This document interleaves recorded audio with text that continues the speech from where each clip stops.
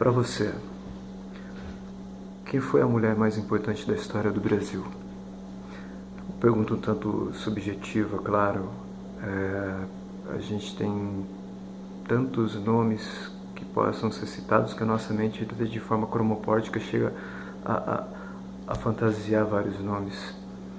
Porém, quando a gente se familiariza com algum tema, até de forma kafkiana, a gente acaba filtrando de uma forma bastante objetiva. Por exemplo, se você é ligado à literatura, automaticamente você pensa em Lígia Fagundes Telles, em Clarice Lispector, em Raquel de Queiroz. Se você é ligado à pintura, Anita Malfatti, Tarsila do Amaral. Se você é militar, Maria Quitéria. Da área da saúde, a Ana Neri. Na música, a Chiquinha Gonzaga, a Elis Regina. Na poesia, Cecília Meirelles, a Cora Coralina, enfim. São mulheres extremamente importantes para a história do nosso país. Porém, na minha opinião, eu tenho uma. Não tanto pelos seus talentos artísticos, mas muito mais pela área política e pela influência que ela teve diretamente na nossa história. Talentos artísticos não que ela não tinha, ela era uma excelente música, mas a participação dela na história do Brasil foi muito mais importante. Eu estou falando da Carolina Josefa Leopoldina Francisca Fernanda de Augsburg, ou também conhecida como Maria Leopoldina. Ela que era sobrinha neta da Maria Antonieta, aquela mesma que foi guilhotinada pelo Rubens Pierre na Revolução Francesa, e que chega ao Brasil em 5 de dezembro de 1817, num casamento onde ela conhece o noivo já casada. Ela tinha casado por procuração, que quando o Marquês de Marialva vai para a Áustria com uma procuração e casa o Dom Pedro, juntando a Casa de Bragança com a Casa de Augsburgo, fazendo assim uma dinastia forte na Europa. Então, quando ela chega no Brasil em 5 de dezembro, ela finalmente conhece o seu marido. Ela vem com 2 navios. Porra, ela trouxe coisa pra caramba, sim. Ela trouxe coisa pra caramba. Ela trouxe professora, ela trouxe a coleção dela de mineralogia, ela trouxe um vasto material de botânica, ela trouxe 40 baús com livros, ou seja, uma mulher erudita e uma austríaca, preparada para governar, preparada para ser o braço direito do seu marido diante de um império. Ela era uma arquiduquesa. E a participação dela tem 2 pontos bastante importantes, como por exemplo em janeiro de 1822, quando a corte portuguesa quer levar Dom Pedro de volta para Portugal, mas ela convence ele a ficar. Ele até gosta da ideia, mas ela convence ele a ficar. E ninguém vai embora não, vamos ficar aqui, vamos fazer desse país um país independente. E tem-se assim o dia 9 de janeiro de 1822, que é o dia do fico, mas o ponto principal é quando é na independência.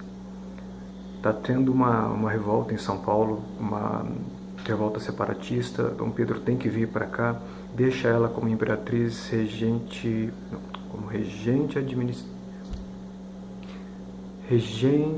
provisória do Reino Unido de Portugal, Brasil e Algarves, e ela fica tomando conta.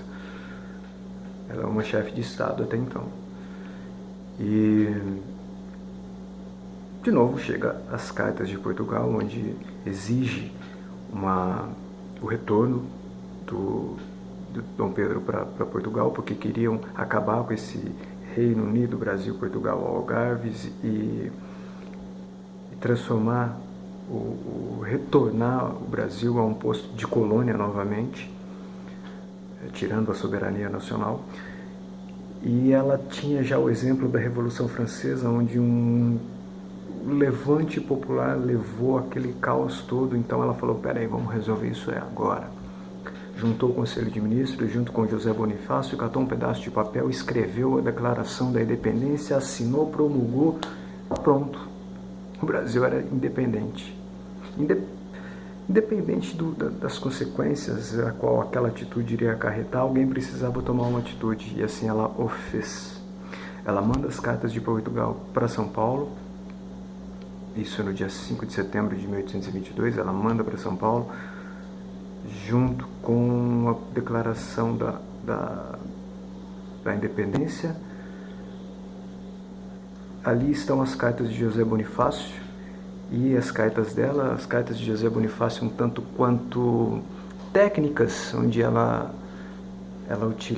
ele utiliza termos como juntamos o Conselho de Ministros e sugerimos ao imperador que proclame a independência. Já as cartas dela é um tanto quanto diretas, ela trocando miúdos, era uma coisa assim, ó, os caras queriam ferrar a gente, eu ferrei eles primeiro, tá declarada a independência, é só você gritar aí, independência ou morte, tá feito as coisas. Diz que até embaixo estava escrito assim, PS, quando voltar traz pão. Mas se não fosse ela, a independência não teria acontecido devido ao medo e o respeito que Dom Pedro I tinha a Dom João VI, a corte portuguesa. Então ele ficou um pouco assustado com aquilo, então ela tomou a atitude primeiro e foi lá e fez. Aí, nessa mesma viagem, o cara conhece a Domitila de Castro Canto. E aí, o que era um belo casamento acaba se transformando num belo pesadelo, porque ele traz ela pra... O cara era tão escroto que transformou ela na sua amante, cara, oficial, levando ela para morar na Quinta da Boa Vista, inclusive dando um título dela a ela de Marquesa de Santos. Coloca ela para morar no palácio junto com a imperatriz e transforma ela em camareira oficial. Os filhos, eles começam a ter filhos. Ele começa a ter filhos com a Marquesa de Santos e começa a assumir aquilo, inclusive dando títulos, Marquesa de Goiás, inclusive para uma delas. E isso tudo na cara da imperatriz. Para você ter uma ideia, Dom Pedro chamava a Domitila de Titila e ela chamava o Dom Pedro de Demonão, na cara da Leopoldina. Certa vez, numa sessão solene na Bahia, ele leva as duas e ele trata a Leopoldina de uma forma tão depreciativa, com uma escrotidão tão grande, cara. O cara que a galera olha assim, confunde quem que é a imperatriz, quem não é, e começa a tratar a Marquesa de Santos como imperatriz.